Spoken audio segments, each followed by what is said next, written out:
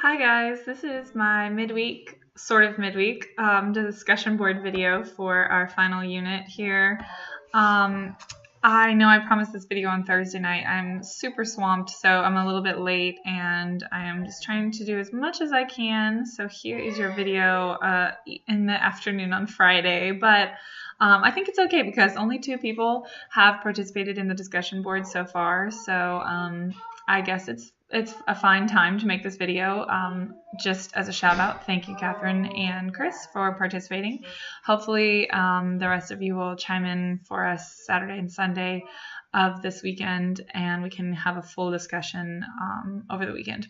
So I've finished reading through all of the posts so far, and I think you guys are posing some really interesting questions and ideas, and I'm just going to go through. Really, this video is for people who haven't participated yet to kind of see, I guess, where you can add your voice to this conversation. So here in what piece of technology would you give up? Both Catherine and Chris have kind of thought outside the box here. In my other class, my students are it's like they are forcing themselves to pick between a computer, a cell phone, and their television. And those are huge things of technology. But here in this class, you guys are kind of focusing on more like smaller pieces of technology, and actually pieces of technology that you'd be happy to live without. Like I think Catherine brought up the radar gun that police use to check your speed. Yeah, we could all live without that, right?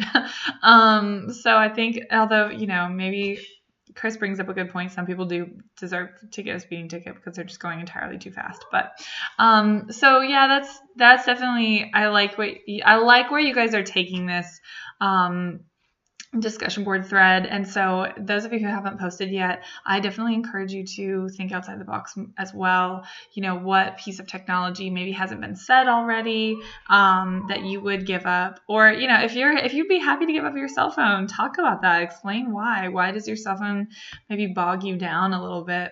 So in the next thread, does technology threaten our safety and security?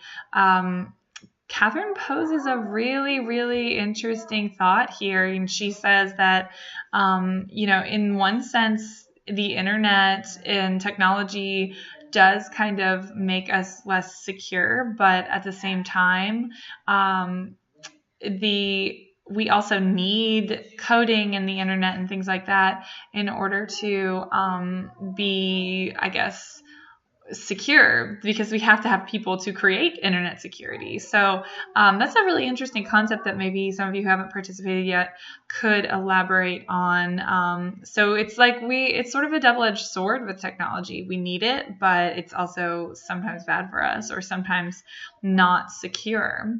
In this thread, how does technology affect us? You guys talked a little bit just about like the positive and negative ways that technology affects us.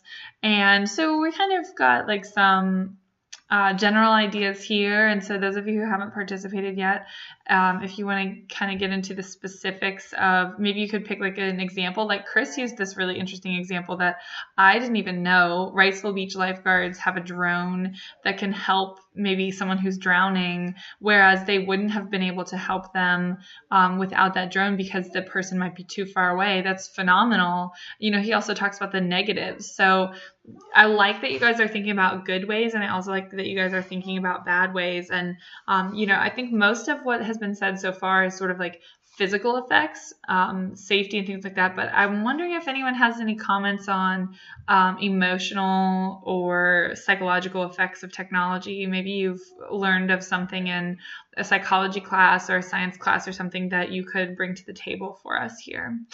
In our fourth thread, which is really interesting, what would our world look like without technology?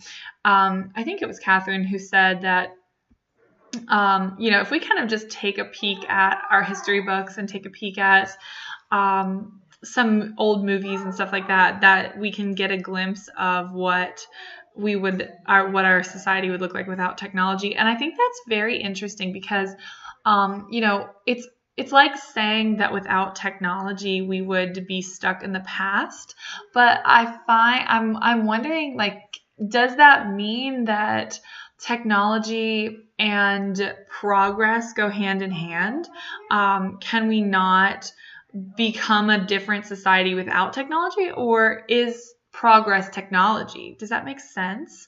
Do we have to have new technological advancements for our society to progress or to change, or can our society change without technology, or no? I mean, it's a hard concept to wrap your head around, but I think, if anybody had any insight or possible ideas, this is a very hypothetical question. There's really no right answer, but if you had something to contribute in that line of thinking, I think it would be very interesting to talk about this weekend as well.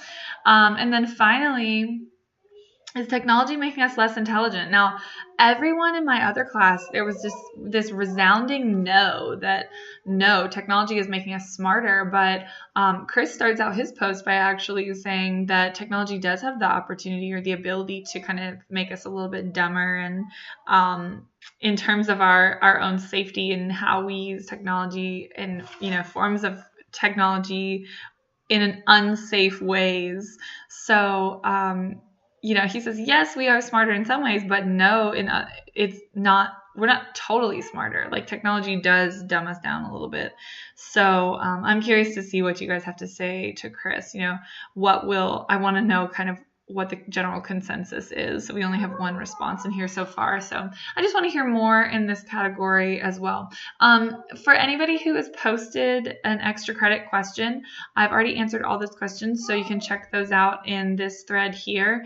And then, of course, please, those of you who haven't participated yet, please go ahead and jump right in and post your extra credit questions about the second essay, and just ask away, and hopefully we'll have a really good discussion here. I know you guys turned in your essays last week, and I haven't started grading those yet. I'm so behind in grading. I have so much to grade, so hopefully you'll have those by the end of this upcoming week. So I think that's I'm not exactly sure which Sunday, what date that is. It's 7 days after the 8th, so I guess that's the 15th, I think. So I'm going to work on trying to make sure your essays are graded by then with some video feedback for you guys. All right, I think this concludes my discussion board video, so please participate. This discussion board is due Sunday, April 8th by 11:59 p.m. If you guys have any questions, please don't hesitate to email me. I'd be happy to talk about whatever it is that you want to talk about. I hope you have a good weekend, and I will talk to you soon. Bye, guys.